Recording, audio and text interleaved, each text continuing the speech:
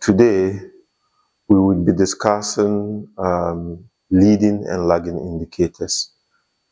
Now, when we talk about leading and lagging indicators, of course, with focus in safety, these are very essential matrices that are used to determine performance in an organization in the safety context. Of course, it could also be you could have these indicators in the business context, so it depends on what you're looking for. But today we are focusing more on the safety leading and lagging indicators. Now, it is also important that you understand these indicators also determine the health of your organization. So by understanding how your business or organization is doing with respect to these indicators, then it gives you some form of feedback on how well your organization is performing with regards to safety. Okay, so it is important that management keep an eye on tracking leading and lagging indicators and making sure that they are being evaluated, and if they are increasing, especially the lagging indicators, you try to understand why, because lagging indicators are not desirable. We don't want them, so if you have observed that they are increasing, then you need to determine why this is happening so that you can prevent or stop them from happening even more. Some examples of leading indicators include, but not limited to, like safety meetings, because once you have safety meetings, you discuss matters regarding safety and you can correct unsafe workplaces. You can listen to workers and see where they have concerns with regards to safety, and these can be addressed. We can also talk about emergency mock drills. So hazardous conditions that are likely to happen in your organization, you can simulate them in the form of mock drills and then try to understand where the gaps were so that you can correct them before they actually happen. You could also talk about safety related training, making sure that people are giving information, people are giving knowledge with regards to safety so that they can enhance organizational performance.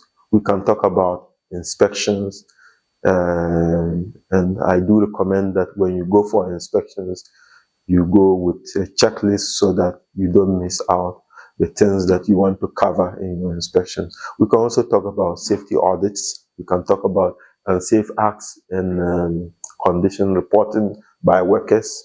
These are all leading indicators that could help improve the health of your organization. We can go on and talk about risk assessments, safety communications like safety moments, or that contain various important information that is being communicated to workers to create awareness to prevent incidents in the organization.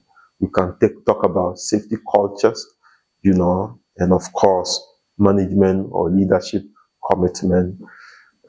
These are all various forms of leading indicators that can be established and then tracked within the organization. Then we can also talk about the lagging indicators. Some examples include like injury rate, so depending on the organization, you may want to use a total recordable incidence rate or total recordable incidents and illnesses rate. So it depends on the organization and what form of measurement is used. We can talk about workers' compensation claims.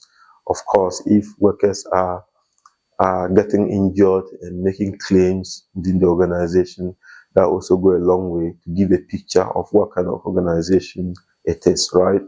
We can talk about fines from local authorities. So if the organization is getting fines, this also goes to show how the organization is unhealthy with respect to health and safety. We can talk about lost time injuries, and we're referring to as major incidents that result in injury, such as severe burns or even amputations, finger amputations, arm amputations, severe lacerations. These could all be referred to as lost time injuries. We can talk about fatalities in situations where people die. So imagine I take a look at your organization lagging indicator, and I see that 2 or 3 people have died in the last 1 year.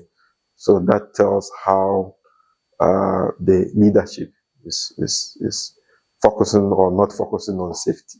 We can talk about the number of incidents, the number of near misses, the number of property damages that occur, vehicle incidents, OSHA recordable injuries, and so on and so forth. Now, what is important in these measurement systems is that they need to be smart. Okay, they need to be smart objectives, which is they should be specific in nature. They should be matrices that you can measure. They should be achievable. They should be realistic, and then they should have a time bound. So when you establish them, you need to also show what will be the frequency of measurement, whether it's going to be measured weekly, monthly, quarterly, annually, or semi-annually. You need to specify, okay?